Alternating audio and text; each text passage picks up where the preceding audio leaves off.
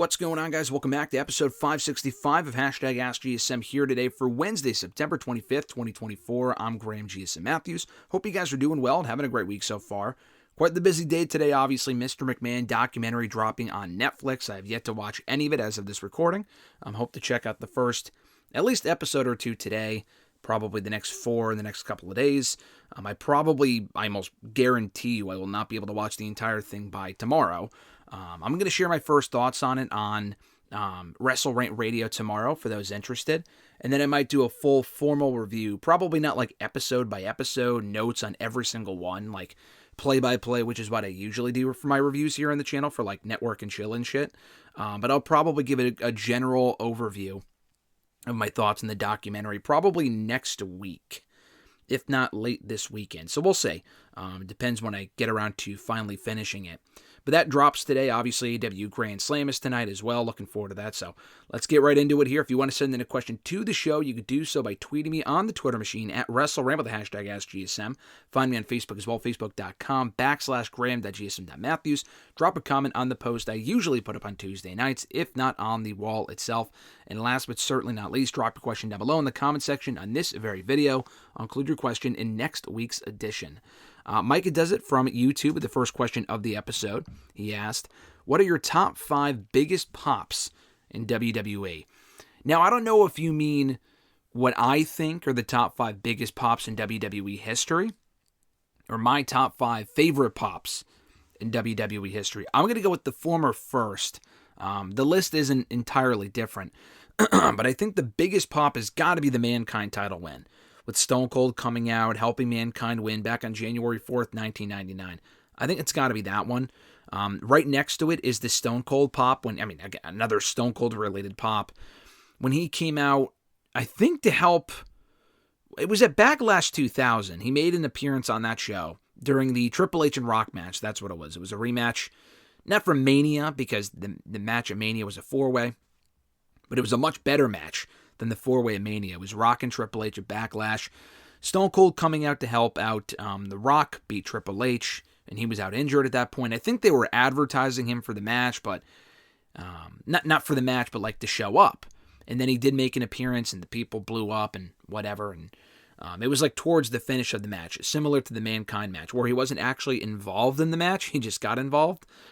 He didn't wrestle in the match, but he got physically involved, and made for a great moment. So that one as well. I feel like those two, if you go to any video of like the biggest pops in WWE history, those are always either like the top 2 or at least among the top 5. So those have to be in my top 5 here. For like biggest pops, and not like necessarily my favorite because I didn't grow up on those necessarily, but they got to be among the 5 biggest pops in WWE history, easily. So those two. The Hardys won from their return to WrestleMania 33. I was there for that one. Massive pop, and it was the biggest one out of all of them that I'm about to list that took place in a stadium because it was at Mania. All the other ones were like in an arena, so they sounded louder. But the Hardys one, you got to put in any top 5. That reaction was unfucking believable. And everything that went into it, from like, will they come back, will they not come back, and how it was executed was outstanding. With the music and everything, it was incredible. So, Hardys from WrestleMania 33. Triple H's return, and it wasn't just like the pop, it was like an extended pop from when they came out, or from when he came out to return on that Raw, which was advertised. It wasn't like an unannounced return. It was on Raw in January 2002, as we all know, Madison Square Garden. Just an incredible extended reaction. So that would be up there as well. And then for 5, I would say the CM Punk one. From when he actually came back, I would probably say Money in the Bank 2011. But then when he came back last year at Survivor Series, which came completely out of nowhere, and people thought, oh, will he come back? But most people did not actually think that he would be there. And then he was. In Chicago, no less. Fucking wild. So that reaction was crazy. That's probably got to be among the 5 biggest reactions. If you include all of wrestling, obviously there's plenty that you can include, but the other Punk one from when he returned to wrestling in 2021 in AEW on Rampage would also be among them. But that Survivor Series pop might have a beat. It rivals it for sure. It was pretty crazy. So if you were to ask like my favorite pops of all time, I would probably take out the Mankind Stone Cold Rock ones from 99, 2000, because I wasn't watching wrestling back then. Or the Triple H one. I would keep the Hardys one in there. I would keep the Punk one in there. I would also include Punk's Money in the Bank 2011 reaction when he won the championship, and mostly when he came out. Like that pop for his entrance in Chicago, and I mean, that was just crazy, especially back then when crowds really weren't rowdy in WWE. There really wasn't a whole lot to get excited about. That whole night was awesome, but specifically that reaction when he came out to This Fire Burns, actually, for the final time. And the music played when he won the belt, but his final entrance with that theme was on that show in Chicago, which is crazy. The Cena reaction at Royal Rumble 08 would be, I don't know if it's among my favorites, but it would be an honorable mention for like loudest pops in WWE history. When he came back early from his injury, crazy shit. Among my favorites, I would include the Edge one, the Edge return in Royal Rumble 2020. That was just, again, an amazing moment, coming back from injury, a career-ending injury, and no one actually knew if he would be there. We kind of figured he would be, but again, just the execution of it, the emotion of it, and everything else was outstanding. And then Brock Lesnar on the night after WrestleMania in 2012 was also just incredible. Like him coming out, and again, there were rumors that he might be there, but the fact that he was there for the first time in 8 years, and that reaction still gives me goosebumps to this day. Micah's second question, should WWE do an injury angle with Cody Rhodes at Bad Blood, where they take out Cody out of the match and replace him with a returning Jimmy Uso and Paul Heyman? Is Paul Heyman going to make an in-ring return here? I assume you just mean as his manager, but still. Jimmy Uso coming out, Paul Heyman coming out. It could be revealed that Kevin Owens attacked Cody. You know, I would say it sounds laughable that Jimmy Uso, of all fucking people, return or not, would replace Cody. But that is honestly something I could see them doing. Where they reintroduce Jimmy. I don't know about Heyman. I mean, I think you save that for a separate reaction. I don't know if you bring them all back at the exact same time. I mean, Roman came back on his own. Save Paul for another time. He doesn't have to come back with Jimmy Uso, because they got attacked at 2 different times, too. Paul was a couple months after Jimmy.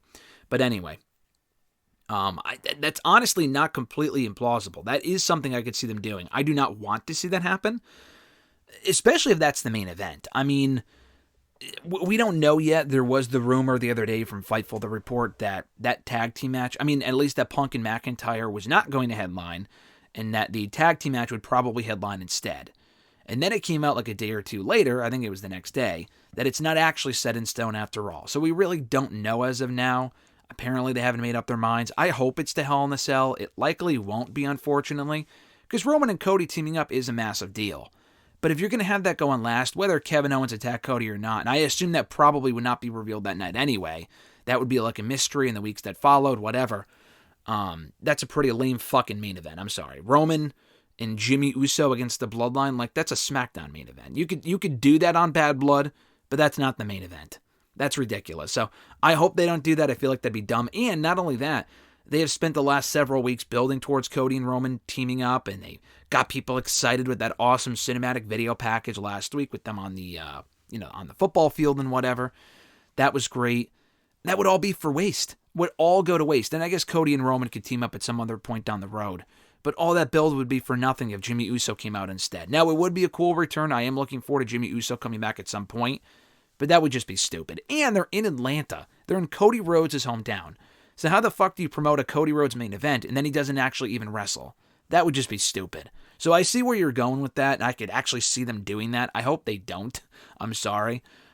They should deliver on that match if it does indeed main event. Now, if it doesn't main event, then maybe. But even then, promoting Cody Rhodes as the WWE champion in his hometown in a big match like that and then not delivering is pretty fucking shitty. Whether we get Jimmy Uso or Brock fucking Lesnar or whoever coming back, I still feel like that would be disappointing. If it was anywhere else, then maybe. I hope they don't do that. Now, if they do main event with that match, which I think they probably will at this point, they should do the match and then a big angle afterward to make it worthwhile as the main event. And even then, I would still be pissed that Punk and McIntyre is not going on last as this 7-month feud inside Hell in a Cell. Whatever. But they got to have like Kevin or Orton turning on Cody, or both. I feel like that would justify that main event slot. I mean, cool. It's a tag team match. Like, I'm looking forward to the match, don't get me wrong. And on any other pay-per-view, that would be the main event. Like, in the Crown Jewel, to me, that feels like a Crown Jewel main event. But when you have a Hell in a Cell match that has been building for 7 fucking months, if not longer, or 9 months actually, I say 7-month feud, it's been a 9-month long feud, how do you not have that close out the show? That doesn't make sense to me. But, yeah, I mean, I hope they don't do what you're proposing, but I guess that is very possible. Your third question, which move is worse, Gunther's knife edge chop or a Bronson Reed top rope tsunami splash? And how many would you rather take if each one was worth $1 million each? Like if you would take one each, how many of them would you take if they were, for each one you would get $1 million? It's a pretty simple question. I don't know why I rephrased it like that, but, neither one, would feel great. I feel like the knife edge chop would be quick and painless. The splash, just the intimidation of Bronson Reed climbing up to the top. You see him coming down, crashing on top of you. Now, if it's a shoot splash, I feel like I'd be fucking dead. If it's a work splash, which is what they hit each other with, obviously, like they don't completely land all of their weight on that other person, then yeah, I would take that. If it's a shoot splash, I would still maybe even go over the knife edge chop. Like I said, the knife edge chop would be not painless, but it would be quick. I just feel like Gunther doing that to me, to my brittle ass body compared to him, would fucking either break me in half or give me a heart attack or long-standing heart health issues. I guess you could say the same thing about the tsunami splash, but I'd rather get like a broken rib than fucking die. So and have like a heart attack. So I'm gonna go tsunami splash in just one. What's the point of having $2 million compared to one if I have all these broken ribs and I'm dead and I get a heart attack or something? You know what I mean? Which I feel like is possible if you were to actually fucking... I mean, the knife edge chops, you can't really fake those either. The top rope splash, you can, to a certain extent. The knife edge chops, you can. So I would go splash in just one. I don't need $2 million. I'll just take the $1 million. Thank you very much. Jordan B. from YouTube, his question was, what are some of your favorite wrestling promo battles? Mine are John Cena and The Rock, LA Knight and The Miz, and CM Punk and MJF. I think the one that I'll always go back to is John Cena and CM Punk. Like, of the 16 years I've been watching wrestling, those are the promos that I go back and watch more than any other. And I'm not talking just vignettes and video packages and shit like that. Like straight up promo battles that they had leading into Money in the Bank 2011, that they had leading into SummerSlam 2011 as well. The chemistry that they had on the mic and some of the shit they were saying still sticks with me over, 13 years later. It was just amazing TV. It was must-see TV. Punk was great. Even Cena was great. The only other one that I would compare it to was like AJ and Cena, AJ Styles and Cena. They also had some great promos, and AJ's never really been the best promo guy, but he cut some really good promos in the ring with Cena leading up to their SummerSlam match and their Money in the Bank match back in 2016. They had some fantastic matches back then. So, yeah, just something about Cena, man. Cena really brings the best out of people on the mic. Unless it's Austin Theory, I guess. That promo battle, if you can even call it that, back from earlier last year leading into Mania was just fucking... He just buried the kid, and the kid's never been the same since. That being Theory. So, yeah, I'd probably go Punk and Cena. I'm not even really sure what else would come close. The Cena and Rock ones were great. I would agree with you on those. The Knight and Miz ones, while we got them late last year, were fun. Punk and MJF were probably the best promo battles in AEW history. And there's been some good ones. And the funny thing is that in AEW, they have way more, like, promo freedom. At least they did compared to WWE 5 years ago, 3 years ago, whatever. But there's not many promo battles I can really remember. I remember Jon Moxley and Eddie Kingston having some great promo battles back in, like, late 2020, leading into their various matches over the championship. Beyond that, though, Jericho and MJF, I don't really have fond memories of those promo battles. I still go back to MJF and Punk, like you said, for AEW. But for WWE, I feel like my answer will forever be John Cena and CM Punk. Those promo battles, and 2011 specifically, were just amazing. Noel from Facebook, their first question was, do you see Xavier Woods finally going on a singles heel run and backstabbing Kofi Kingston, leading to a good program for Woods to make him a decent heel? I still maintain that it's probably not going to happen. I just still feel like the end game is them getting back on the same page and winning the tag titles, maybe reunited by Big E. Biggie won't come back and like help them in the ring or anything like that, but he could, help them, get back on the same page and maybe serve as a mediator for like a match, or maybe not even a referee. I'm not even really sure they would clear Big E to be a referee for a match if he can't get physical at all. And he wouldn't have to get physical, but that would still be cool. Anyway, I still feel like they're not going to split. I still do not feel like Xavier Woods is going to turn heel. And they're doing a great job with the storyline. I think it's the best thing going on Raw right now. It's compelling stuff, and they're furthering it in an intriguing way every single week. It's really, really well done. And I would like to see Woods branch out on his own. What I think would be a nice breath of fresh air, and you can kind of get the best of both, where Woods doesn't really necessarily have to turn on Kofi, because they've said for a decade they will never turn on each other, and that could have changed, and I would like to see it change. But they might want to go down as the only stable to have never betrayed each other or turned on each other or whatever. But you can still organize a split with Woods saying to Kofi, listen, I'm frustrated. I got to go off on my own. I got to go prove myself as a single star and all this other sort of stuff, and that's not going to happen while we're on the same show teaming. So I got to go to SmackDown and do my own thing for a while. They didn't do that, intentionally, storyline-wise with the New Day years ago when Big E kind of went off on his own. They were split up in the draft, which in storyline didn't make a whole lot of sense. Why would one GM, which they didn't have GMs back then at that point, but why would the authority figures for each show want one member of the New Day and not all three, which you could have drafted them as such? That was a whole plot hole at that point. But still, it was cool to see Big E branch off on his own. I would like to see Kofi and Xavier do their own thing. They've done everything they could do as a tag team.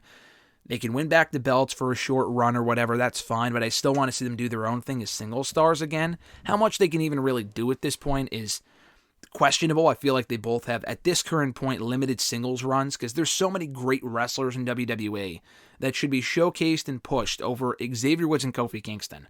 Dragon Lee, Ilya Dragunov. There's a whole laundry list of people on both brands they should be doing more with before the New Day. But it would still be nice to see Woods branch off on his own, see what he could do.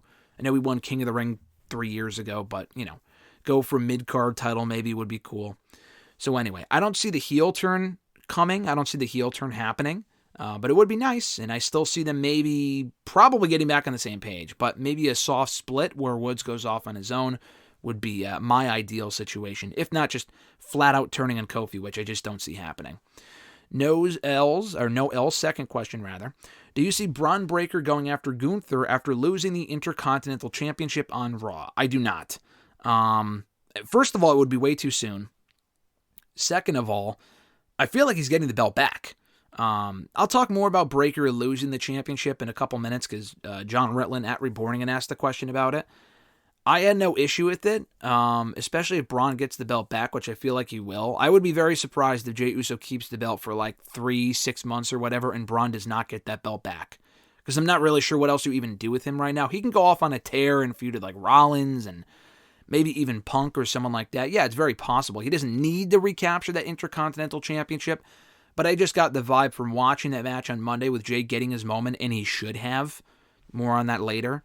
That Braun will get his moment again by getting the belt back before long. Whether it's in 2 weeks, a month, 2 months, I feel like he will be Intercontinental Champion again. I don't want to see him in Gunther right now, because he's not going to beat Gunther.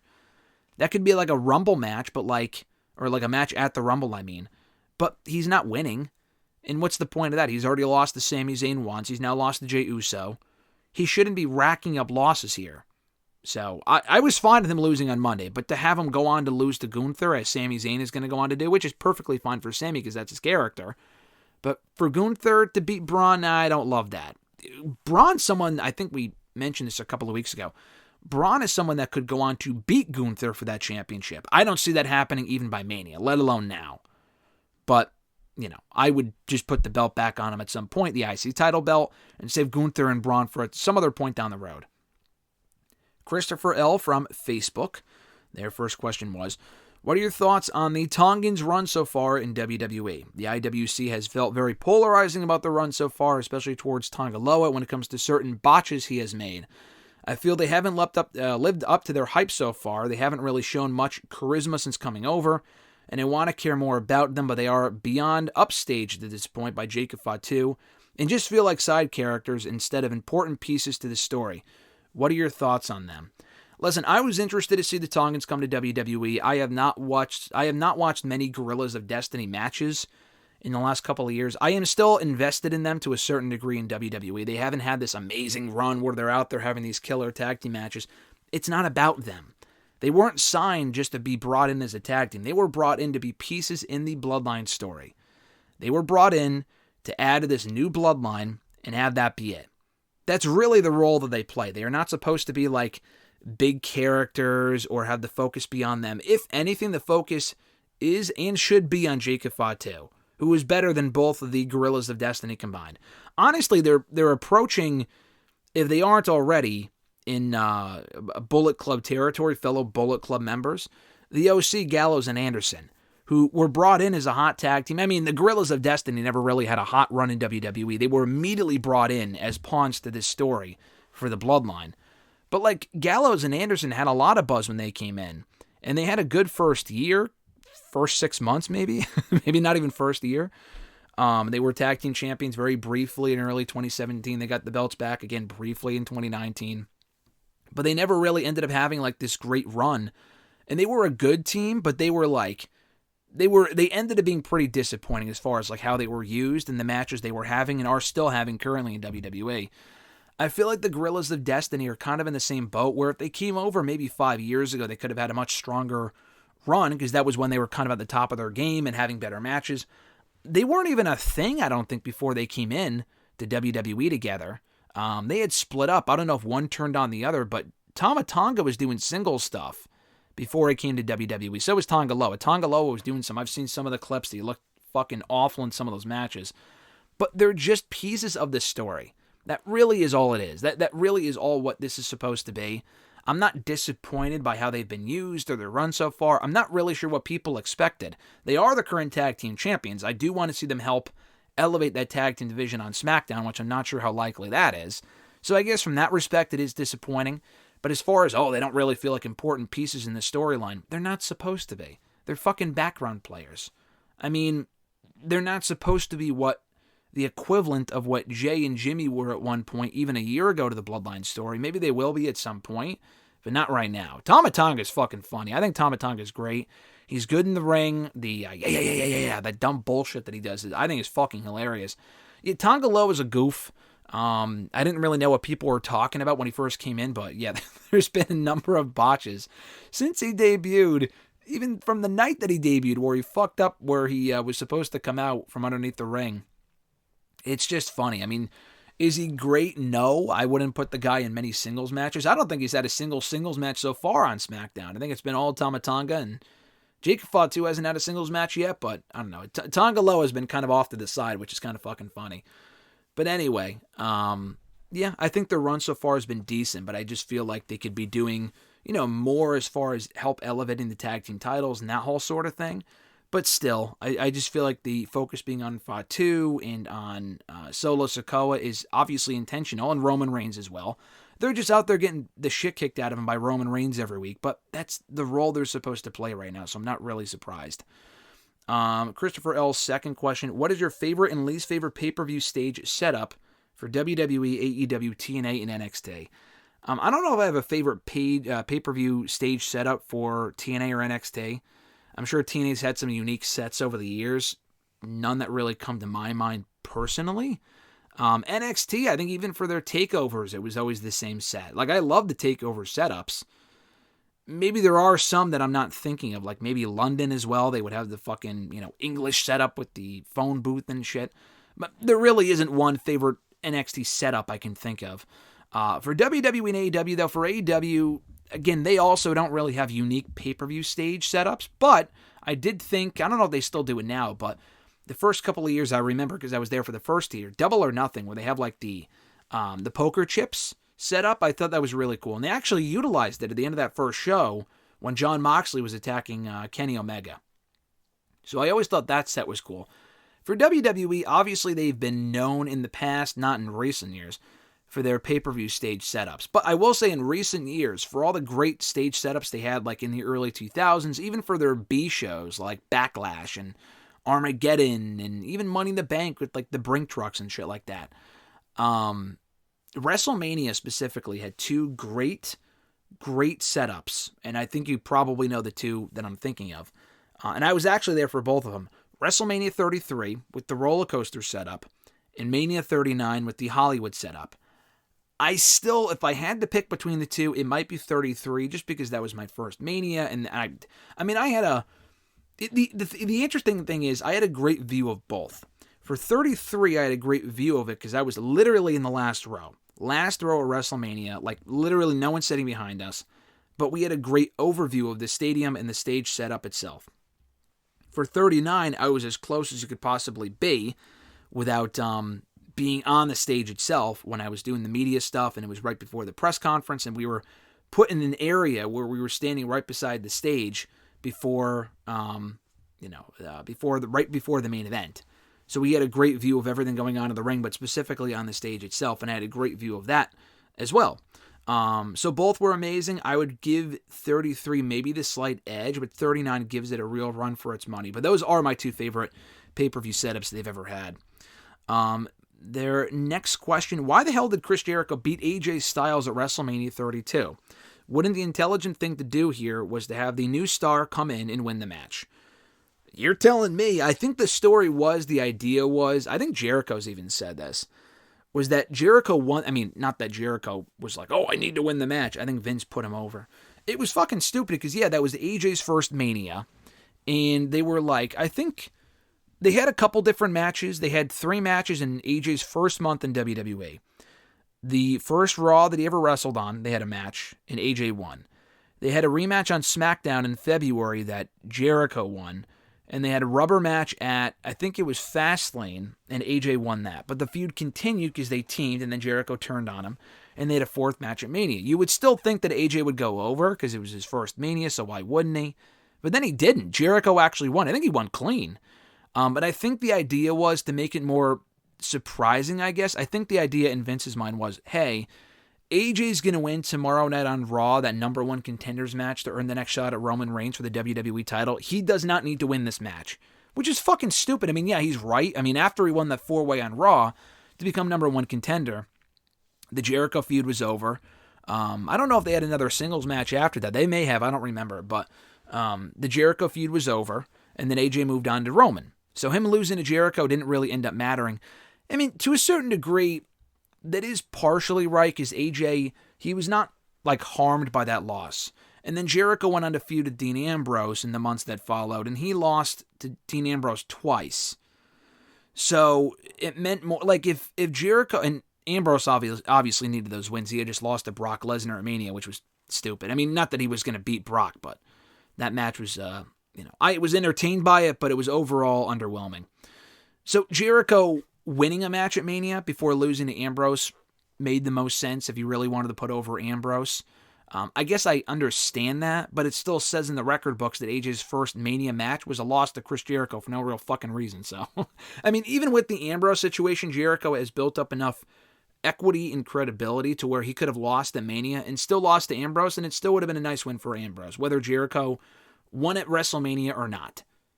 So, yeah, I would have had AJ win that match, I agree. Your next question, and this is quite the paragraph here, you said, the Adam Cole and Johnny Gargano feud was used as a backup plan due to Tommaso Ciampa getting his neck injury re-aggravated. What ended up being a thrown-together match at Brooklyn became, in many people's eyes, the greatest match in NXT history during WrestleMania 35 weekend. I would agree with that. You went on to say, but at the NXT 25th pay-per-view, Cole wins the championship after basically a rinse and repeat of the Brooklyn ending, only this time Cole is victorious. The rivalry continued with Cole going to Gargano's family's pizzeria and buying pizzas for the school Gargano trained, where he berated and ridiculed the trainees, which resulted 1 week later with Gargano beating the hell out of Cole, nearly choking him out in their final match being another 2 out of 3 falls matches. You forgot the falls matches. I felt the match stipulation wasn't a necessity, as the feud hadn't become that personal or added that much drama to a storyline. And plus, the first match was already a 2 out of 3 falls match. On top of that, the ending to their final fall was kind of a flat disappointment. I know many people loved that match overall, but I felt the over-the-top violence and intensity felt forced, where it should have felt more organic? Do you think the rivalry should have had more drama, somewhat in the vein of Swerve and Hangman, with invading Gargano's home instead of his father's pizzeria, or something that would make Adam Cole scum of the earth? Did they do enough to warrant the 2 out of 3 falls match the second time around? And thoughts on Adam Cole's NXT title run? And do you feel it recycled the same ending for each match? Man, that's a lot to ask there. So, breaking this down, I thought the feud was great. They took a feud that was not even supposed to happen, and if it was probably going to happen. Like, maybe Gargano was supposed to be, obviously, he was supposed to be Ciampa over Mania 35 weekend, but then Adam Cole would have immediately gone on to face Gargano and become champion. I mean, at the very next takeover. That's probably very likely. Yeah, I also wasn't, when they announced a 2 out of 3 falls match for that Toronto takeover, I was there for the first 2 matches in New York, and the second one being in Connecticut. That was takeover 25 or whatever. Those are among the best NXT matches ever. I think the second match might even be better than the first, but the first one just had that magic of Cole becoming champion, or Gargano becoming champion, getting that happy ending, and the overall show was outstanding, whatever. Mania weekend. The second match doesn't get talked about as much, but it also had a lot of like false finishes and kickouts, which, it did get tiresome and people did complain about it, understandably so, because we see that all the time now in AEW, so you can't complain about one but not, complain about the other. But at that point in WWE, they weren't like overdone, at least in my opinion, specifically in NXT as well. The overall feud was great. That third match that they had, that you mentioned, was a 2 out of 3 falls match. It was basically three stages of hell. Not only was it a 2 out of 3 falls match, it's not fair to just say that. It was specifically a 3 stages of hell match. They didn't call it that, but that's what it was. Because that last fall was like a steel cage match. And then recycling the same finish for each match. I think they did for the first 2. The third one, didn't Cole do something off the top of the cage? I don't know if it was the exact same finish the third time. And the first 2 matches had interference from Undisputed Era. I don't know if the third one did. I don't think it did. I thought all 3 matches were great. The third one was the weakest, but it was still an excellent match. I was kind of hoping they would have an Iron Man match, which did not happen, obviously, but that would have been cool. I don't really have an issue with the feud itself. Did it become that personal? By NXT standards, it was personal. NXT for a long time did not have like deeply personal rivalries. Some of the times it did. They told great stories, but a lot of the times it was pretty basic build for some of these matches that would end up being amazing. Obviously, Gargano and Ciampa had a pretty personal feud because of the betrayal and whatnot, and the betrayals and from both guys on each other. For Cole and Gargano did their best to make it feel personal. I don't really feel like the 3 stages of hell match was necessary, like you said, but I liked the match for what it was. The recycled finish, like I said, I felt like they did for the first 2. I don't remember the third one. I felt like that had something to do with the cage itself. And then Adam Cole's NXT title run was awesome. I still say Adam Cole's probably, I would say he is the best NXT champion they've ever had. Braun Breaker had a really good run recently, among other people like Hayes, Dragunov, all recently have had very good runs. You could say Finn Balor, you could say Neville. I still say Adam Cole, especially at NXT's height, was the best NXT champion they ever had, including going into the Thunderdome era, when they had no fans. When he won it, it was great. He had a lot of amazing matches in the months that followed with Gargano, Tommaso Ciampa. Who else did he face during that run? Finn Balor, he faced a couple different times. They had some terrific matches. Who else? Who did he face on that first, not the first USA Network show, but on October 2nd, he had a match. Was it with Balor? No, I think Balor came back on that show. Ciampa came back on that show too, but who did I don't remember. Oh, was it Matt Riddle maybe? It might have been Matt Riddle. I think it might have been Adam Cole and Matt Riddle had a match on that show. That was an excellent match too. I just remember it being a great match. And then he went on to face a whole bunch of other people, and Keith Lee and Velveteen Dream. He had a couple decent matches with, among other people. So, I still say Adam Cole had the best NXT Championship run out of anyone ever. But everything else I already talked about with the Gargano feud. Your next question, another paragraph here, but you had asked, in 2014, TNA came up with the oh-so-brilliant idea of placing the World Championship on Eric Young, a mid-carder who maybe even today doesn't feel anything more than a mid-card wrestler, after a forgettable battle royal for a shot at the World Championship the exact same night. On top of that, the match between Magnus and Young was a basic title match, with Young wrestling with a supposed injury. This was such a coincidental timing as 4 days earlier, Daniel Bryan won double world championships in a tremendous performance in both the opening and main event match of WrestleMania 34, topping an awesome storyline where he had to fight his way through 8 months of hell from the Authority, which makes the Eric Young title win feel hollow and empty in comparison. Was this all obviously a prepared shot at WWE, even going as far as Dixie cutting a promo the next week later where she says that she's responsible for the beard and how badly did it damage the TNA World Championship in the aftermath? Yeah, I remember all of that. That just felt so fucking forced. And I like Eric Young. I disagree. By TNA standards, and WWE is the world champion, absolutely fucking not. But by TNA standards, he actually ended up having a very good world championship run when he came back to the company. And it was like a joke when he first came back, like, is this guy really going to win the world championship? But Young ended up becoming a really, really good heel. And they had no fans at that point. It was 2020, but he wasn't like a champion for all that long, actually.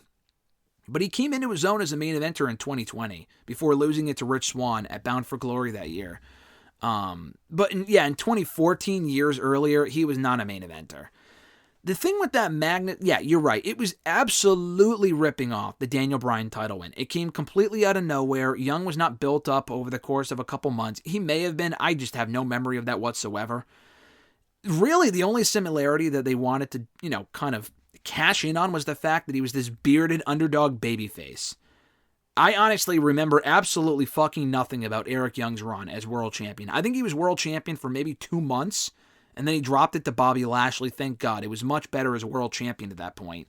And again, nothing against Young. He was a good underdog babyface, but it just felt so forced. Like it was not Daniel Bryan, and it was almost like a token title win because he had been there for so long, and people liked him, and he was a good babyface, but he was not, at that point anyway, a great underdog babyface. Like, he was good, but to be putting in the main event spot, he was not good enough to be in that position, in my opinion. But it was almost even an improvement at that point, because you got to remember, Magnus was this big heel, authority champion, whatever. His reign sucked too.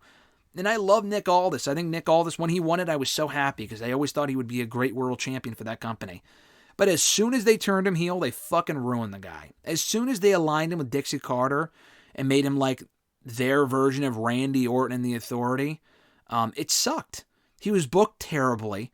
Again, did not have many memorable matches at all as TNA World Champion. And he ended up losing the championship in forgettable fashion. I guess not all that forgettable, but he lost it to Eric Young and never got it back. And he did not stay at the main event level either. He was world champion for maybe about 4 months before he lost it to Eric Young. But, he never stayed at the main event level. He immediately dropped back down to the mid-card tag team level. So the reign really accomplished nothing as far as elevating Magnus. He was in a worse spot after losing it than he was before winning it. I mean, it was crazy. So, his reign sucked. The Eric Young run was completely forgettable. The title didn't really regain prestige or importance, in my opinion, until Bobby Lashley won it. And that was in 2014, a couple months later. So, that Eric Young thing was wild. Because, they tried to make him their Daniel Bryan, but it just didn't work. It wasn't even a shot at WWE. It was them just blatantly copying WWE, and it didn't work. That was TNA in 2014 in a nutshell for you. At Iwagyu91 from Twitter, their first question was, have you ever watched this match? It's a match with Daniel Bryan, Bryan Danielson, and Kenta. He said, well, no words need to be said about Bryan. 2000's Kenta was a beast. I have not seen that match. I've heard of that match. I have not watched it. Maybe at some point I'll get around to watching it, but I have not seen it. But I know it's a great match, though, because Kenta in the 2000s, like you said, was amazing. And, I know he and Bryan had a killer match, and that's what you are referring to from Ring of Honor. So I have not seen it, but I heard it was good.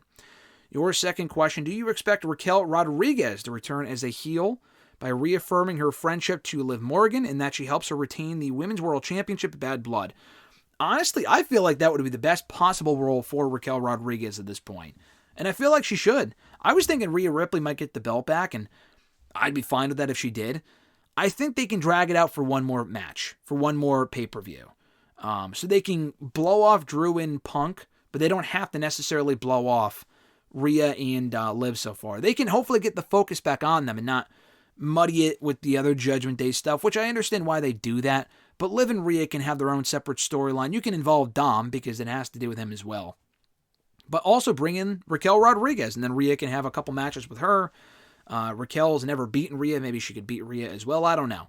And they worked well together in NXT. Their matches on the main roster I wasn't overly impressed with a year ago over the Women's World Championship.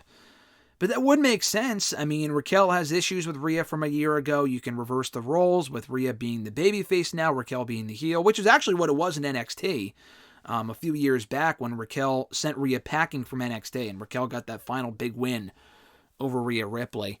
But yeah, I would like that because Liv and Raquel, like you said, were former tag team partners. The last time we saw Raquel, she was on her own, but she was only back for like 2 weeks before she got injured or sick again earlier this year. But before that, though, when we last saw her about a year ago, she was with Liv Morgan teaming with Liv Morgan, feuding with Rhea Ripley. So it just makes sense. I don't know if you have to necessarily make her a member of the Judgment Day, but like if she doesn't come back realigning with Liv, what is she going to come back and feud with Liv? I guess that could work. Raquel's never really just been an interesting babyface. I feel like they should bring her in as a heel. She was at her best in NXT as a heel enforcer. And on the main roster, she's had a decent run, but she's been so completely fucking bland as a babyface. At least in NXT, she had the character development. On the main roster, she's had nothing. So I would just bring her back as a heel. Align with Liv. I feel like that would make the most sense. Your third question. Do you see Kyle Fletcher and Don Callis, the Don Callis family, turning on Will Ospreay after he and Fletcher unsuccessfully challenged the Young Bucks for the AEW World Tag Team titles? I do, because if he doesn't, I'm not really sure what other point there is to Fletcher and Ospreay teaming when Ospreay's already the international champion and feuding with Ricochet going into next week's Dynamite 5-year anniversary episode. I don't really see why they would challenge for the tag titles, aside from the fact they have no fucking teams, and if they do have teams in AEW, they just don't mean anything. They wanted a sexy attraction for that Grand Slam show. I think that would be just stupid. If they just go in there tonight, the Bucks just retain the belts, clean and pin Fletcher, and that's it, that would just be dumb. I feel like there's got to be a betrayal. And, you can do matches with Ospreay and Ricochet against Fletcher and Takeshita. I feel like that just makes the most sense. I know they're also building to Okada and Takeshita again. One-on-one, they haven't done it one-on-one yet. They had that 4-way at All Out, and there hasn't really been a whole lot of follow-up since then. But yeah, I feel like the Don Callis turn, why wouldn't Don Callis be bitter about the fact that Ospreay left this group willingly? There's got to be some sort of payback there. They're supposed to be like this mob-esque fashion. There should be some sort of payback there with Fletcher and Takeshita beating down Ospreay after the match and Ricochet making the save, setting up, which we already know has been announced, Ospreay and Ricochet for next week's 5-year anniversary episode for the AEW International Championship. So, yes, I think there should be a betrayal tonight at Grand Slam. Your fourth question. It surprises me that there hasn't been any revelation about where Daniel Bryan was going to be featured as a member of the Nexus had he not gotten fired for going too far in the riot. Do you feel the same way? I mean, I feel like there has been. I feel like there had to have been some sort of confirmation in the last 14 years, whether it be from a creative writer or Bryan himself or Wade Barrett or whatever, as far as what role he would have had. For some reason, and I could be wrong, I feel like they were always building toward Bryan breaking out of the group anyway. Obviously, his departure just sped that up. I don't think Bryan would have just been another lackey in the Nexus for long. I feel like they would have had him, break away on his own, do the thing with The Miz, which just made sense, to have him feud with his former pro, which he ended up doing anyway. They just kind of foregone whatever the whole process of him feuding with the Nexus. He did beat the Nexus in that multi-man tag team match at SummerSlam. Honestly, probably within a couple of weeks, they would have had Bryan get betrayed by them anyway, and he probably would have ended up in the exact same spot. So the end game was always the same. We just may have gotten more tension teased with Wade Barrett, turning on Barrett or turning on Bryan soon after, as opposed to just letting him be a member of the group. I mean, I guess they could have done that, but not that they saw Bryan as this future world champion at that point. I just can't imagine with the Because like everyone else being on the same page kind of made sense. Bryan was like the one guy who didn't really fit into NXT, didn't get along with the other rookies. They all fucking hated him and whatever, so why would he have even joined that group? He was a part of that initial attack angle, obviously. So that didn't really make a whole lot of sense. And I guess he was just frustrated in storyline, whatever. But for long term, I feel like that wouldn't have worked. I feel like Nexus would have had to have turned on him, and they would have ended up in the exact same spot that they did. Next question from @Reborn Again, John Ritland from the Twitter machine and on YouTube. Check out his content, Real Honesty with John Ritland. His first question was, so didn't WWE kind of book themselves into a corner with the IC title match? To me, Braun should have retained, but the people popped for Jay. How long do you think he'll hold onto it? No, listen, I said this before. I think I said it on hashtag last week. Jay had to win the championship at some point. I did think Braun would retain on Monday, and then Jay would win like the rematch. But honestly, I like what they did more on Monday, because I feel like if they did what I originally thought they would, where if he loses to Braun and then they continue the feud, it would have made it more predictable that he would have beaten Braun the second time. Because to have Jay lose twice would have just been ridiculous. In addition to all the other losses, he's racked up this year. So, yeah, I think they actually did it really, really well, because it was the main event. The reaction was organic. It was, honestly, it reminded me a lot of when Jeff Hardy won the WWE title at Armageddon back in 2008, where, I mean, Jeff at that point had a million shots. I don't know if he was predicted to win. I don't really remember, but the crowd still reacted pretty favorably to him winning, obviously very favorably to him winning that championship that night and the massive celebration that followed and whatever. But, like Jeff Hardy, I don't think Jey Uso will hold that championship for long. I do think it will be a short-lived run. It doesn't need to be a long run. It was more just about getting that moment. He could not keep losing and losing whenever it mattered most. He had to win at some point.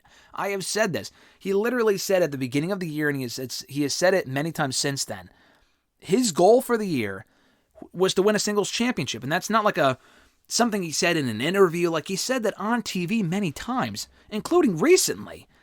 They could not have him go in there and fucking lose again. Like, on Monday he could have, but he had to win the championship eventually. Like this year. Otherwise, he just would have been completely damaged goods. And you never want to be damaged goods. So I feel like they made the right call. It was a fun match, a great finish. The crowd went wild for it. You can continue it. Maybe Jay wins the second one, but either way, like I said earlier on in the video, I feel like the end game is still the same. Braun Breaker will get that belt back. I have no issue with Braun Breaker having a short run to start as Intercontinental Champion, because he can always get that belt back. That's like the biggest thing. And it's not even like he was undefeated either. Like, he already lost earlier this year in the main roster to Sami Zayn and Money in the Bank. He's not Gunther, like, he's special like Gunther, but Gunther's only suffered one pinfall loss in the last 2.5 years on the main roster. In NXT, he didn't lose, like, really at all. Maybe 2 or 3 times max. He also should not be losing a lot either by pinfall. But Braun can lose a little bit more than Gunther does, but not a whole lot. On Monday, he lost. He got too cocky. He lost the championship. He can get the belt back. He will be fine. Braun Breaker is not damaged by that loss at all. He can get the belt back. Jay gets his moment.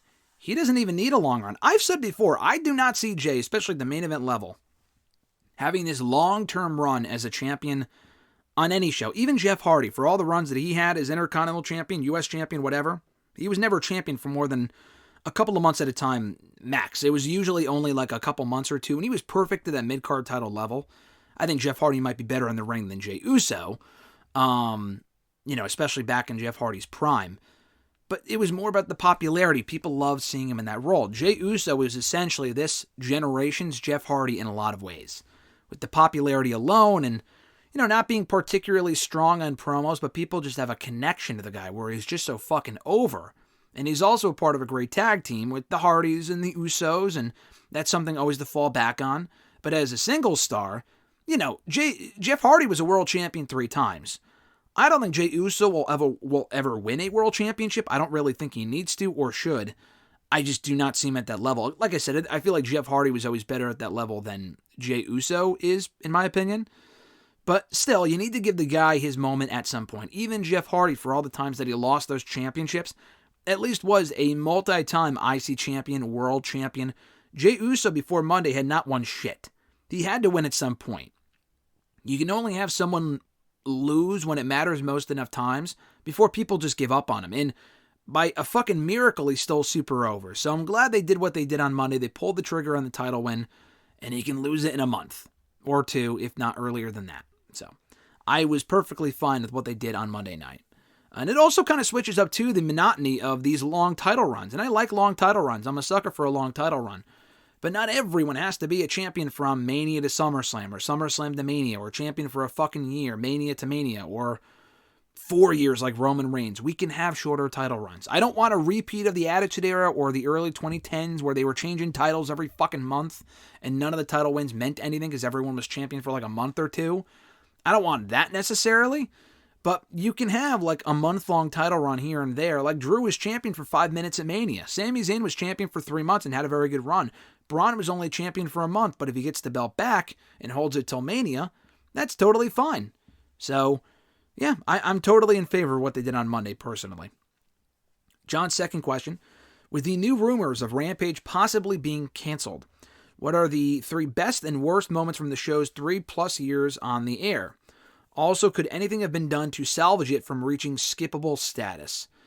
No, because once you start booking it as a skippable show for long enough, and I would say we reached that territory in like mid-2022, from that point forward, the show is just never the same. Like, the show is worth watching probably for the first year. I would say that first year was great. You had a lot of amazing matches, and they had good matches on Rampage even after that as well, but like, no one would really go out of their way to watch the show because it was all skippable shit. Like, if you don't put big stars on the show or do important stuff on the show, then people will not watch the show. But once you make a show as skippable as Rampage was, for an hour long no less too, it is extremely hard to train people to take that show seriously again. The only example I can provide as far as a show that was able to, avoid or be salvaged from that skippable status, Main Event fell victim to that territory. Actually, 2 examples. Main Event, Superstars, all those shows were important at first, and they forgot about them, and they gave up, and Collision, the same thing. 2 examples, one NXT, because NXT was, at first interesting, I guess, but then it became extremely skippable by like late 2010, 2011, no one gave a shit. But it took them revamping the entire brand and making it something completely different starting in 2012 before people took notice again. And even then it took years for people to start watching NXT and take it seriously and watch it, whatever. And 2, SmackDown. SmackDown, for a long time there when it was being taped and whatnot, became a very skippable show. No one gave a fuck about SmackDown. But the thing is with SmackDown, it had enough equity being an important show for the first 10 years where it was skippable in 2010, 2011, 2012, 2013, 14, 15, 16. But, it was skippable there for a while. But that was because they moved away from the brand split. Once they brought back the brand split, and say what you will about the brand split, it did make the show more important again, starting in 2016.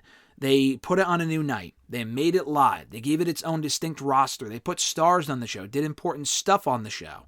And that made SmackDown must-see again on the same level as Raw. You can argue about the quality, which show is better, depending on the time period, blah, blah, blah. But they did make the show non-skippable again by giving it its own distinct vibe. Unless Rampage were to have its own distinct roster and they were to start doing important stuff on it and start rebuilding it over the course of a couple of years, I don't see that happening. Collision, same thing. I just feel like Collision is another skippable show. SmackDown, like I said, had that decade of equity of being an important show.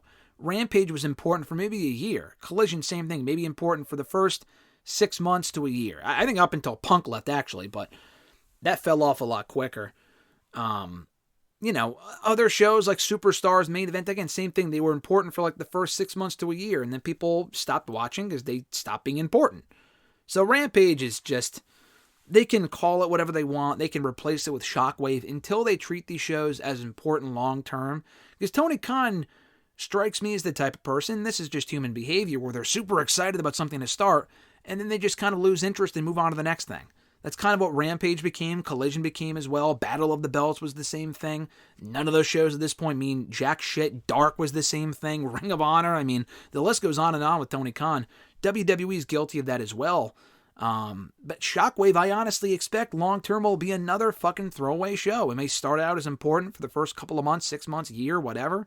Long-term, it will be just another hour of wrestling that Tony Khan does not give a fuck about. because I think Dynamite's his baby, and he'll put all of his creative effort and juice into that show and kind of book random shit and everything else because he just doesn't have the time for it. Just assign someone else to book these shows, and maybe at that point they might have their own identity and might be actually worth watching. Your third question, non-wrestling related. We're nearing October, so will you be diving into any classic horror or horror-adjacent movies? Side note, I'm at 227 movies for 2024. The magic number of 300 is possible. I think so. I think you can absolutely get to 300. That would mean, you sent that in yesterday, assuming you watched a movie or two since then. That's about 70 movies with like 90 days to go, 90 plus days to go. You have all of October, November, December. That's like, you don't have to do a movie a day even. There's several days where you could take a couple days off. So you've already been doing that anyway. So I think you can absolutely make 300 for sure. Will I be watching horror movies next month? I will be. Alexis wanted to watch The Black Phone. I know that came out like 2-3 years ago. We have not watched it yet. She wanted to watch it. Also similar mask to like Uncle Howdy, the Bray Wyatt mask, whatever. So, that's part of it. But also she wanted to watch it. So we're going to watch that. Smile 2 comes out next month. We will be watching that. We just watched Smile 1, which I thought it was good. She like loved it. When that came out about a year or two ago as well. That was I think that came out 2 years ago. We just watched that recently. A couple other shit. I like watching the Friday the 13th movies. I might start watching the Halloween movies too. I haven't seen, I don't think, any of the Halloween sequels. I've seen some random Friday the 13th sequels here and there. I think I watched 5. I've watched a bunch of random ones over the year. I try to watch at least one every year. I've seen Jason X. I've seen the Manhattan one. That's still my guilty pleasure favorite. I've seen, I think, maybe the 3rd one and the 5th one. I've seen several of them. I have to go back and watch them all at some point. And a lot of them aren't fucking any good at all, but I just like watching those movies. That's my guilty pleasure horror movie. I'm not really into the whole Nightmare on Elm Street stuff. I've seen, I think, the reboot. I don't even know if I've seen the original, but I've seen the reboot and that's it. I've seen all of the recent Halloween movies. I've seen the original one and the second one in the hospital. That's all I've seen for those. And there's other shit I'm sure I'll watch come October. Some of the stuff at this point, I used to watch the same movies every year, but there's so much stuff I still want to watch that we like to watch new stuff, whether it's coming out or stuff I've just never seen before. So like last year we watched, actually I said I haven't watched any of the Halloween sequels. That's actually not true. The new ones I have, and I watched Halloween 2 in the hospital. Not while I was in the hospital. The second movie takes place in a hospital. Halloween 3, Season of the Witch, I had heard a lot about for a long time, and we finally watched it about a year ago, and we liked it. It was definitely different than the other ones, because Michael Myers is not in it. It's like a Halloween story, but it's not about Michael Myers. But we liked it. It was weird, and it was different, and I enjoyed that movie. So to watch more stuff like that is kind of my goal again for October this year. Noob_N_Co TV from Twitter. Their question was, your thoughts on the NWA leaving the CW app? Will they move back to YouTube? I believe the last 8 months were pretty much a waste of time and effort. So yeah, I was watching Power on the CW app on their website, whatever, yesterday. And I noticed that it says content expiring in 6 days. And I've seen a couple other news outlets pick up on it, unless there's been an update that I've missed, because I've tried to stay off of Twitter this morning to avoid, people talking about the Vince thing and whatever, because I want to watch that for myself later. But, I haven't really seen much of an update on it as far as why that is. Now, the timing is interesting, because it says the content at that point expiring in 6 days, now probably 5 days. It's interesting because NXT arrives on the CW in a week, next Tuesday. So it sounds like the NWA stuff might be leaving the CW to make way for the NXT stuff. Now, they announced the NXT deal on the CW a year ago, around the same time that NWA did as well. And the NWA had that whole controversy where they were supposed to air on the network, and that Saw When pay-per-view shit happened with the cocaine spot, and they bumped it to the app instead. That was a fucking disaster. But they've been on the CW app since earlier this year. They had an extended break where they didn't put up any shows for a while, and they put up all their new power starting in February on the CW app. So they've been there since then. There's been no update on why they would be kicked off, aside from NXT having an exclusive deal with the CW where they can be the only wrestling program on there. That might be what it is. So, I don't know. I guess we'll find out. They might actually be leaving the CW app. If they do, then yes, they would probably go back to YouTube. It is funny, though, because Billy Corgan has said multiple times in many places, we had to get off of YouTube. There was no money in YouTube. They're obviously making more money off of being on the CW app because they signed a deal with them than they were on YouTube, because YouTube is just a streaming platform. There's no ad money, I guess, in YouTube for the NWA and whatever. I mean, it was way more accessible, though, for me. I mean, you can watch Power on the CW website, but I hate the fucking ads. And granted, they upload the show earlier on in the day, so I can watch it anytime. On YouTube, they would always update it, or they would always put the show up on YouTube at like 6 p.m. It was nice to watch early on the CW app, but they might have to go back to YouTube if they're being kicked off the CW app or website or whatever. So I guess we'll find out soon. There will probably be some clarity at some point. I know PW Insider reached out for comment. I don't know if they've heard anything back yet. But it is very possible they're being booted off the CW to make way for NXT, in which case that would be funny and depressing for the NWA. They just can't catch a break. The Average Grunt from Twitter, his question was, who do you think are the most underrated and overrated for the following? Intercontinental champions, U.S. champions, and tag team champions. That's a good question. I put in, when I say a lot of time, I'm going to say like maybe 30 minutes, around a half hour.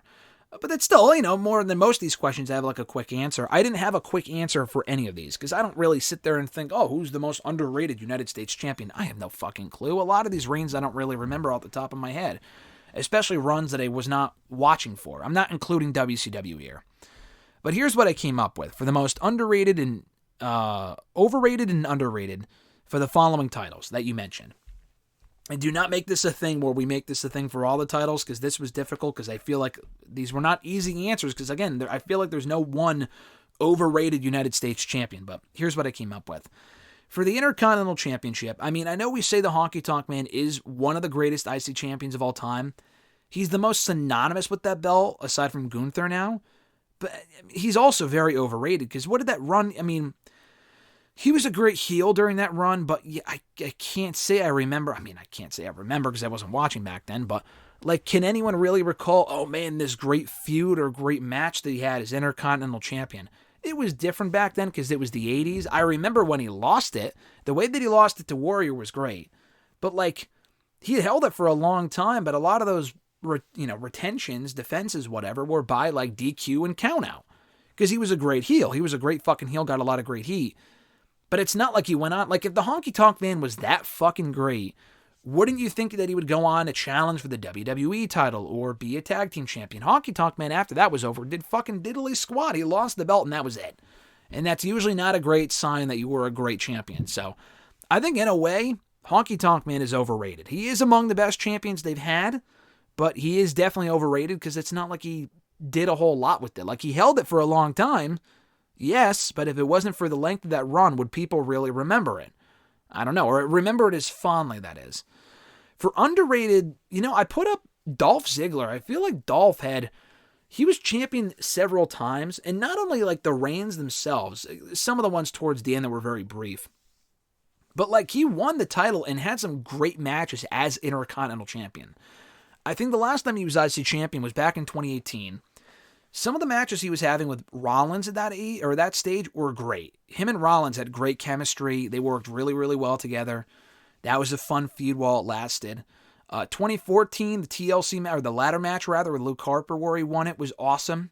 The series of matches where he had with that he had with Miz over the belt in 2014 were great. 2016, same thing, where he won it from Miz, beat Miz for it, lost it to Miz. All great matches in late 2016.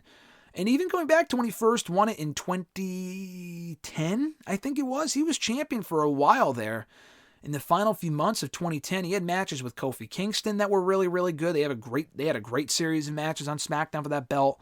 He ended up losing it back to Kofi, actually, in early 2011. But he had matches with like fucking Caval, I think, maybe John Morrison, random people, MVP maybe. He had a lot of good matches as champion for his first run, too. So I'm going to say Dolph was pretty underrated as champion. For the United States Championship, for overrated, I put MVP. Because MVP, again, same thing as Honky Tonk Man, where he was champion for a really, really long time. And what did he really do? Like, I went back and checked his run. He didn't retain the title a whole lot. And when he did defend that championship, it was usually that he lost by countout. He lost by countout to Kane and then Rey Mysterio. And then those people would not get title shots to like make up for the fact that they won this match by count. They did that twice. They did it twice on pay-per-view. They did it with Kane at Cyber Sunday 07. And then again with Rey Mysterio at Armageddon. And it's not like the feud continued. They went on to have more matches, and I don't know, but they were not for the championship. And then I don't think he defended it again until they lost it to Matt Hardy at Backlash in April of that year, like 4 or 5 months later. So MVP was just not he was a good champion. He had a few good title defenses early on. He beat Benoit for it in a good match. He had a match with Ric Flair early on. He had that match with Matt Hardy, that whole feud. But like from that point forward, they focused on their tag team title stuff with Matt Hardy, and he didn't defend that title a whole lot. So I would say MVP is, if only slightly overrated as United States champion. For underrated, I say The Miz. I feel like The Miz, that gave him his first big break in 2009 when he won it from Kofi Kingston. He was champion for a while, had some good matches with Kofi, Jack Swagger, Evan Bourne, a few other people. He didn't defend it a whole lot in early 2010, but he had some good matches in the first couple of months of 2010. Again, that elevated him to the next level, too. He won Money in the Bank, actually, as United States champion in 2010. He dropped it to Daniel Bryan in a really good match. He went on to become WWE champion soon after, so that belt really helped him. I don't know if he held it again after that. I don't think he did, but like Miz is remembered more for the Intercontinental title stuff, but he definitely did a lot for that United States championship in the times that he held it. So I would say he was underrated as United States champion. The tag team title one was difficult because there's a lot more to choose from like the world tag titles, WWE tag titles, Raw, SmackDown, and runs that go on for decades. So for underrated, I said Team Hell No, because they kind of helped revive WWE's tag team division when it was at one of its lowest points in 2012. And they had really entertaining chemistry. They had great segments, but they were also a very good fucking team. Were Kane and Daniel Bryan. And that team came out of nowhere. So I would say they were underrated as tag team champions. They only had that one run, but it was fun. And then for overrated, there wasn't really, honestly, I kind of had to dig deep to find like an overrated tag team title run. I put down New Age Outlaws because they were champions, I guess, for a combined 400 days or some shit. But can anyone name like any great matches they had as tag team champions? They were over as fuck. But like what great series of matches did they have, or great, moments, aside from maybe like the dumpster match at Mania 14 with Chainsaw Charlie and Cactus Jack? What else do they really like? I don't know. Like, I remember more matches that Edge and Christian had, and the Hardys and the Dudleys from that time period. New Age Outlaws, not so much. So I put down New Age Outlaws as one of the more overrated tag team champions that WWE has had. At Bill Meister, 88. Last 3 questions of the episode come from him. First one being, he said, "Hi, Graham. Hope you've had a good week." He says, "Who is your most famous person that follows you on your social media accounts? And who would you like to be following you, wrestling or non-wrestling?" It's a good question. I think that currently follows me. I mean, John Cena is the most famous, but John Cena at this point follows like everyone. So that's not exactly like the most rousing, endorsement, because he follows a lot of people at this point. I would say if you're going literally, probably John Cena, because he follows me on Twitter, and John Cena is more famous than probably anyone else that follows me. But over the years, I've been able to amass a number of pretty cool follows. Rey Mysterio might be, aside from Cena, would probably be number one. I interviewed him years ago, like 2012. I've interviewed him a lot in recent years, but I interviewed him for the first time in 2021. And then he followed me like that same day. I mean, I think I tagged him and like, "Oh, thanks for the interview," whatever. And then he followed me, which was crazy because he only follows like 300 people or something. So, and he's got like 2-3 million followers. So that was cool. Rey Mysterio follows me. Matt Hardy's another one. He's been following me for a very long time. That was probably my first major follow back in 2012. Kurt Angle's followed me since then as well. I think he still follows me, and he's obviously a big name. Rey Mysterio, Matt Hardy, Kurt Angle, Drew McIntyre's another one. Another big star currently in WWE that follows me. Bobby Lashley's another one. I've amassed a lot of random people too, like Chris Sabin, Trey Miguel. I don't think Rikishi follows me. He followed one of my other accounts years ago. I don't think he follows me now. Mark Mero followed me. Carmelo Hayes and Indy Hartwell I know, but they follow me as well. I'm trying to think of who else. There's definitely other like random people. The one that I found the funniest was the guy that plays Mark. I don't think he follows a bunch of people, but I forgot his name. But we watched The Disaster Artist. The guy, Tommy Wiseau. Oh, hi Mark, like that guy. Not Tommy Wiseau himself, but the guy who plays Mark. He helped, he wrote the book for Disaster Artist called Disaster Artist and helped make the movie. I tweeted out my Letterboxd review of the movie, and he followed me like that next day. Greg Sestero, that's his name. That was a random fucking follow, but yeah, he followed me earlier this year. I'm sure there's other ones, but those were like the biggest ones that come to mind. Bronson Reed was another one. Cody Rhodes did follow me very, very briefly. And I don't know if I've shared this story before on this show, but back in 2013, Dustin Rhodes followed me and unfollowed me and then refollowed me like a decade later, but he follows me now again, I think. I believe. But yeah, so Cody Rhodes, I tweeted an article out about him, like one of those push to punish articles I used to do back in early 2013. He must have liked it because he followed me from it. And at that point, he was just starting to use Twitter. He didn't really follow a lot of people. He followed me. And then like maybe, I don't know, a month later, I don't know, I saw that he unfollowed me and I was fucking pissed. And I told him that story actually at least once, years later. And he goes, yeah, that sounds like something I would do because that's just how I operate. So I thought that was funny. But yeah, those are probably the biggest ones. As far as someone who I would want to follow me, wrestling or non-wrestling related, wrestling, definitely CM Punk. At this point, CM Punk does not use Twitter, but CM Punk following me on Twitter would be amazing. Just, go back into your account, Phil, follow me there, and then you can log out if you want. But on Instagram, it would be cool too.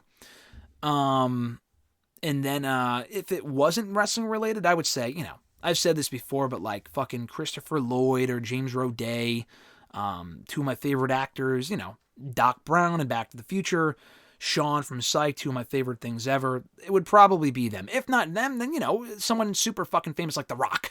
Like The Rock following me would be amazing too. I'll throw The Rock in there as well. Rock, Punk, Christopher Lloyd, and James Roday. Any of those four would be cool. Next question, your thoughts on, speaking of Cody Rhodes, your thoughts on Cody Rhodes' title run so far, and who do you think dethrones him, and when do you think the right time for this to happen is? When do you think it'll happen? When do you think it should happen, he's asking. I think it's been a good title run so far, not like amazing, because I think a lot of it's had to do with the bloodline stuff and being overshadowed by that. But the feud with AJ was great, the matches with AJ were great, the Logan Paul match was good, the Kevin Owens match was great. The solo match was good. The second solo match was very good. So I think he's had a great run so far, actually. And he's been positioned as the face of SmackDown. It's been kind of consistent feud after consistent feud. I'm kind of ready for him to work with like Owens again and Orton more and people like that. They need more real challengers on SmackDown. It feels like they're lacking that right now, which is why they're doing the whole Roman Cody thing, which is fine. But like we've already had a pay-per-view where Cody was in a tag team match, and that was at Money in the Bank. I'm of the proponent, like, okay, that was fine, but like every other pay-per-view out of the year, he should be in a title defense. And that's not happening at Bad Blood either. So they kind of need to get back to him being a fighting champion. I mean, again, I know he just defended it on SmackDown against Solo a couple weeks ago. I get it. But like, I still feel like he should have defended it at Bad Blood. Maybe not against Solo, but maybe it worked out for the best. But still, I would like him to get back to being, a fighting champion and not being embroiled in the bloodline stuff. He's got to move on from that. And they have to add some new depth to SmackDown to kind of make the reign more interesting because people are losing interest. Not everyone, but some people I've seen shit on Cody for, he's a bad champion, he's whatever. I mean, nothing will compare to Roman. I mean, Roman was also not around for the final year or two, but, Roman was champion for so long, everyone will be compared to Roman. But Cody already has had more title defenses in the last 6 months than Roman did his last, 2 years. I think, if that's not entirely accurate, it's pretty fucking close. But anyway, I think it's been a good run, and I'm looking forward to seeing him continue to hold it at least through WrestleMania, so we can have more matches, like I said, with Owens and Orton, hopefully, and maybe even Roman Reigns one more time. If not, hold on to that for later down the road, which I think I've mentioned here on the show before. Last question from Bill, and the last question of the episode. He said, the Mr. McMahon documentary drops today. How do you think WWE have handled the whole situation, and is it fair talent gets asked questions on the situation at press conferences when ultimately it has nothing to do with them? So as far as WWE handling the situation with the McMahon documentary, if that's what you're talking about, like, what, handling the situation with the doc or like the McMahon situation itself? Because the documentary they've had no input in recently. I mean, they used their talent for the doc before the Vince stuff came out a couple years ago, but they're not promoting it. They're not talking about it. The Vince response on Twitter a couple days ago is fucking high comedy, where he wanted to buy it out, like, so it would never see the light of day. Like, fuck you. Like, that's just, I thought that was so entertaining that he would even issue I mean, I understand why he did it, but he just looks like an idiot even saying that. Anyway, so there's that. But as far as the McMahon situation itself, WWE handling it, like, I do feel like they've done a decent job of it. Getting rid of him was obviously the first step earlier this year. Second of all, I feel like they could be doing a better job. Like, when people ask about, not even just Vince himself, but like how these things are being prevented for the future, you can't just paint it with a broad brush and say, oh yeah, everything's great now, there's never been any issue. Like, I'm sure it is a lot better now, but how are these things being prevented? Is there a policy? Is there a code of conduct? Like, these are things not even like wrestling journalists need to know, but like the public should know, or the talent should be aware of. I'm sure the talent's curious too, and they can't really ask out of fear of being reprimanded or punished or whatever. So like even Tony Khan has done the same thing, but we're not talking about AEW here, but even when they've had controversies, he doesn't really address if they have like a policy to avoid this stuff for the future. There's no real clear answer, because I just feel like they're just avoiding it. They're throwing it out, they're brushing it under the rug, and they're going to forget about it until it happens again. And hopefully it doesn't happen again. This was a pretty extreme case, obviously. But they could be doing more to address it, to assure the fans, the audience, and more importantly, their talent and employees that this heinous shit will not happen, does not happen, and we're getting rid of the, responsible parties. And they have with Vince. I'm sure there's obviously more. They got rid of John Laurinaitis years ago, but was Triple H involved? Like stuff like that. There needs to be more transparency regarding the situation. As far as them being asked about it at press conferences, specifically the talent, I'm not a real fan of that. I've discussed this before. Like, we discussed this back in January, because I was there at the Rumble the weekend all of this kind of first went down.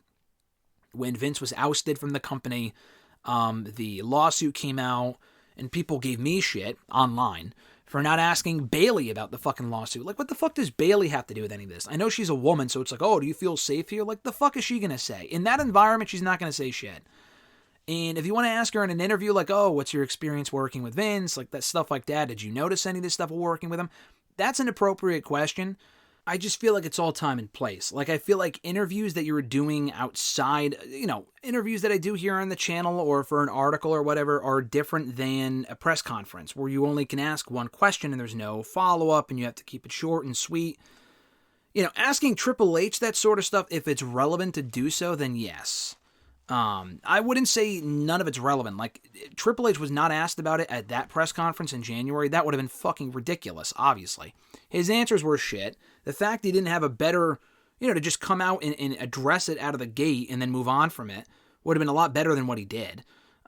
Cody Rhodes, I can almost understand people were asking Cody about it because he's, one of the top faces in the company. I get that. I still don't feel it's incredibly necessary, but like everyone else, I just don't feel like, especially at one of those press conferences, would be, to me, it's just not necessary. For example, if they do one after Bad Blood in a couple of weeks, I don't really feel like that's the time or place to ask anyone on that panel. But, I mean, I could see Cody being out there or whatever for the post-show press conference, asking him, oh, did you watch the Mr. McMahon doc? I know he was asked about Vince recently, I think at the last one, maybe for Bash in Berlin. And the question was garbage. Cody responded to it the best way that he could. But, like, I don't know. The talent have very little to do with it. A lot more than people think. Or a lot less than people think. I mean, they're just kind of in the dark as much as we all are. So, asking them those questions is silly. If you want to ask Triple H, maybe at the press conference, asking Triple H, hey, have you seen the McMahon doc? Was it accurate? Blah, blah, blah. He can give one of his shitty answers or just address it out of the gate, which he wouldn't, about a Netflix doc or whatever. But again, if you tie it into something more relevant, like how is the talent, how are they more safe today or protected compared to even 2 years ago when Vince was still here? That's a relevant question, you know? And they haven't exactly done much to combat that. So again, it's all time and place. I can't just give you a black and white answer as far as, oh, they shouldn't be asking about this or they should be asking about that or whatever. It depends on the person. It depends on the place. If it's the talent at a press conference, 8 times out of 10, the answer is probably no. Unless it's Triple H, who's a company official and would know more about it and even claimed at one point he had not read the fucking manuscript for the lawsuit earlier this year, which was a pretty dumb thing to say. Beyond that, I would not be asking the talent, at least not on a press conference. And a separate interview to ask about, like, your own dealings with Vince and whatever, maybe it could be relevant. And not only just for a headline or whatever, but it is kind of relevant because he's being talked about now with the documentary dropping today. But beyond that, probably not, depending on, again, the time and place. But like I said earlier, the McMahon doc dropping today, like we talked about. Bill had mentioned that. I have not seen any of it as of this recording.